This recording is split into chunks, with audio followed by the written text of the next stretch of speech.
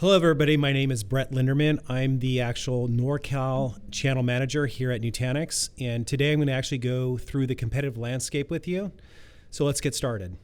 So if you look at the competitive landscape, and if you're looking here at the first slide, you're seeing all the different logos that make up the IT infrastructure landscape.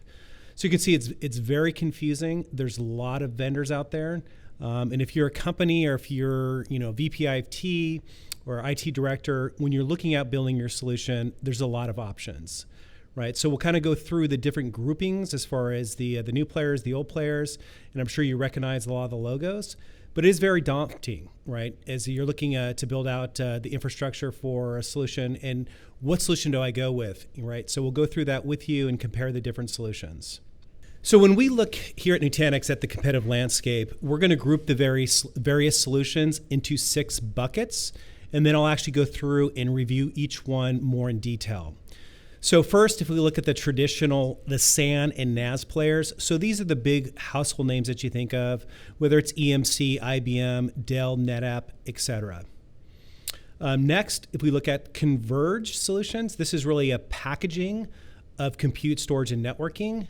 Emerging storage, and in this bucket are a lot of the newer flash players like Pure Storage, Tintri, etc. Hyperconverged, where we play, and we obviously we're the pioneers of this solution. And then the other software design solutions, right? Whether it's EMC scale out, etc. And then the big buzz solutions, which is the public cloud, where you're going to see solutions like Amazon, Azure, etc. So let's drill down on traditional SaaS, NAS and SaaS solutions. So major vendors have actually dominated this space for the last 10 to 15 years. So when we're talking about a SAN or NAS, think of EMC, NetApp, Hitachi, and IBM.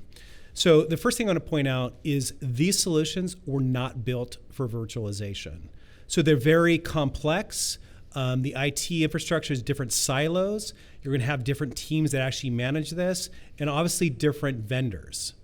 So one of the negatives as far as the SAN is that you actually have to have experts to manage and maintain these very complex environments, right? Obviously with we'll get into it with the Nutanix solution much easier, but this is a very complex environment that needs unique expertise. And then also, if we just stepping back, looking at the way companies have actually purchased traditional SAN and NAS architectures, the way they buy it is for the next 3 to 5 years. The problem with this is, one, when I'm buying, I'm guessing what I'm going to need for the next 3 to 5 years. And after that, then I'm going to generally upgrade, rip, or replace. So from a economics standpoint, if I look at this as far as TCO and ROI, a lot of times I built more than I actually needed and purchased. So I have very underutilized my assets. I've improperly sized it, and I'm not getting a good return on my assets. So next, let's look at the emerging storage, all-flash hybrid solutions.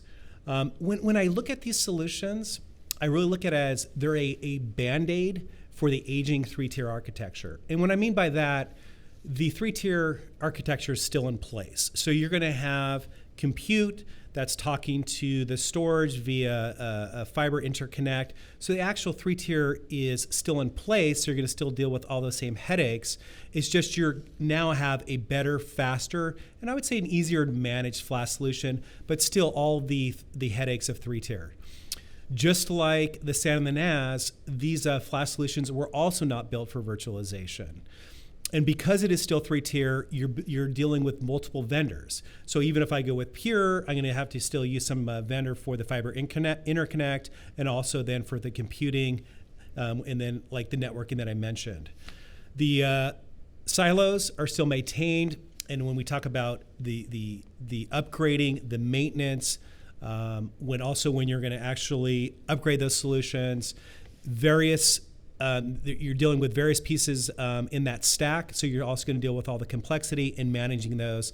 And then also, if you just think of maintaining those as far as when there's issues, whether is it the storage, is it the fiber interconnect, is it the compute? So just actually maintaining, keeping that stack up and running, you're still dealing with those complexities.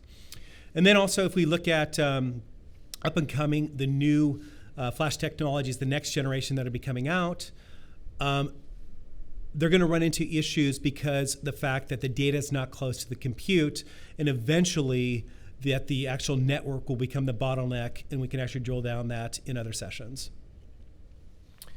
Okay, also, let's take a look now at converged infrastructure.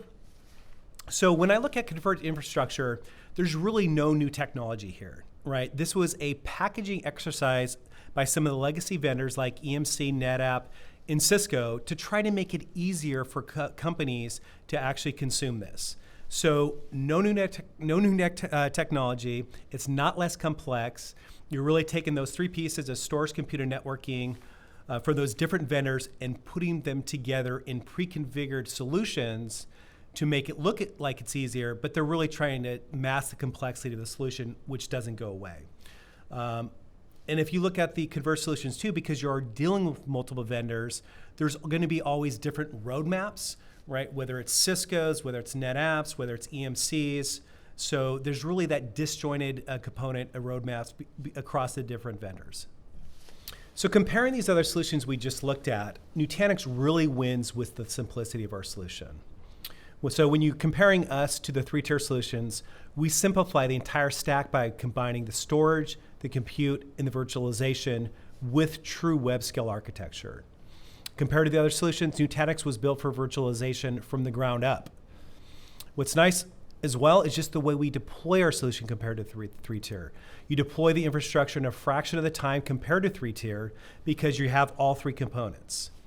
And like the cloud, Nutanix offers the pay-as-you-go economics, so you're not over-provisioning and getting the best TCR ROI for your money.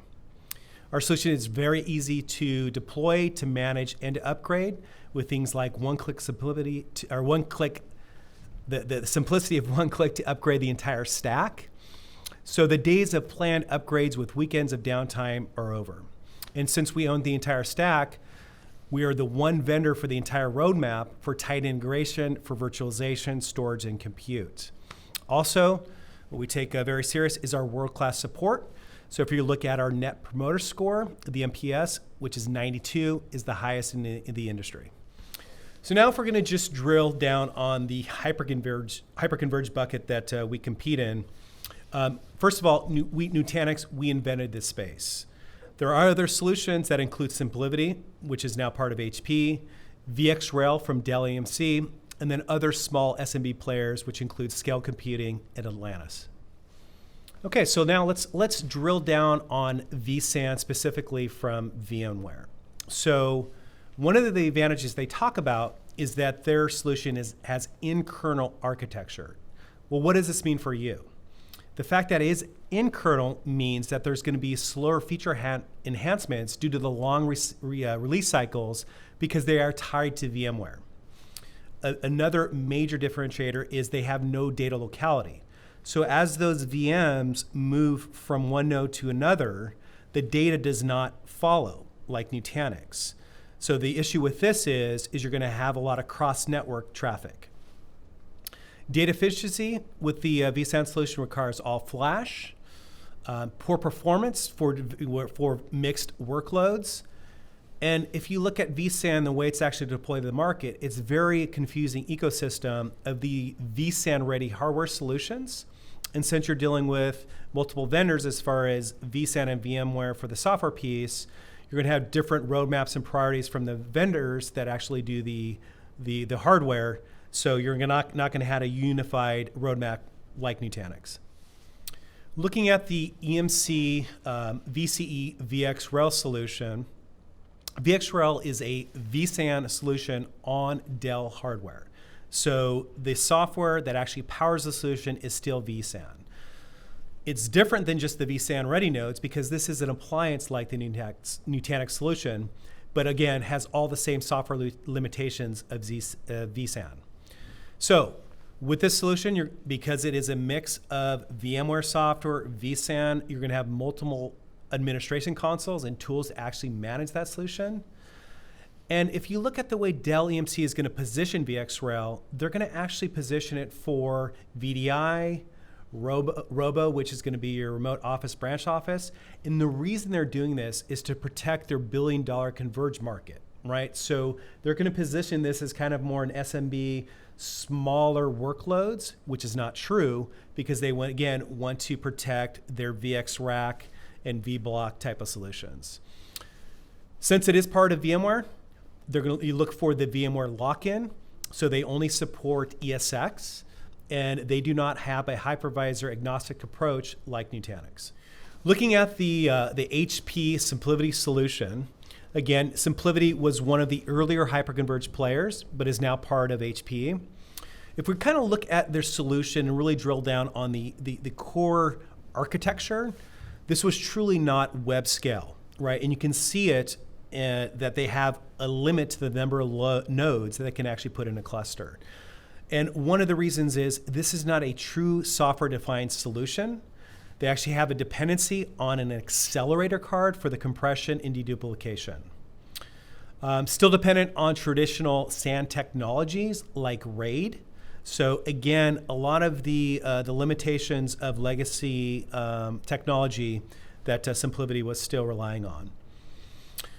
One of the things that SimpliVity does like to talk about is included backup capabilities. But when we look at it, this is not true backup. The backup is on the same solution and is not stored on a separate target. Looking at the newest player in the market would be the Cisco HyperFX solution. So this is actually an OEM of the SpringPath software, which was a newer hyperconverged software-only type of solution. So it's very unproven technology. And if you actually look at as far as the feature functionality of the Nutanix solution, this solution is actually years behind on the software capabilities. Some of the limitations, they can't mix and match different nodes. Also, it requires unnecessary fiber interconnects. And the reason behind that is so Cisco can sell more networking gear, right? With our solution, it's only top of rack 10 gig Ethernet. With the HyperFX solution, you're still going to have those fiber interconnects as far as adding unnecessary networking gear into that stack. They have no native replication. And like the VxRail solution, they only support VMware, so they do not have a hypervisor choice like the Nutanix solution. So if we were to overview and look at why the Nutanix solution is better and some of the key differentiators, number one, the simplicity of the solution. It's the way you purchase it, it's the way you deploy it, it's the way you maintain it with one-click simplicity.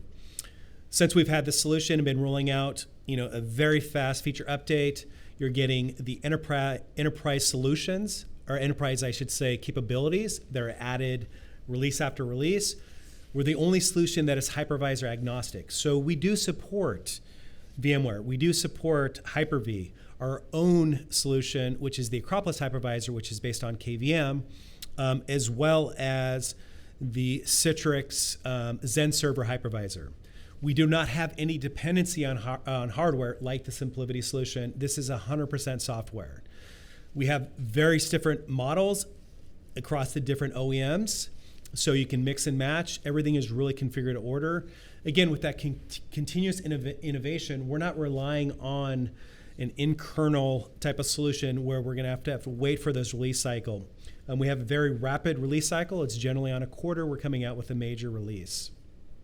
All of the intelligence of the software, the one-click infrastructure management, everything around our solution is to provide a very seamless, a very simple solution as far as deploying it, upgrading it, remediation, the self-healing system, and then going a step further as far as the rich automated analytics, which allows our customers to look at as far as what they're consuming as far as storage and compute, and then actually predict what will I need as far as additional resources in the next 30, 60 days, and then wrapping this all behind our world-class support, which we take very seriously, and that's reflected by the 90+ Net Promoter Score.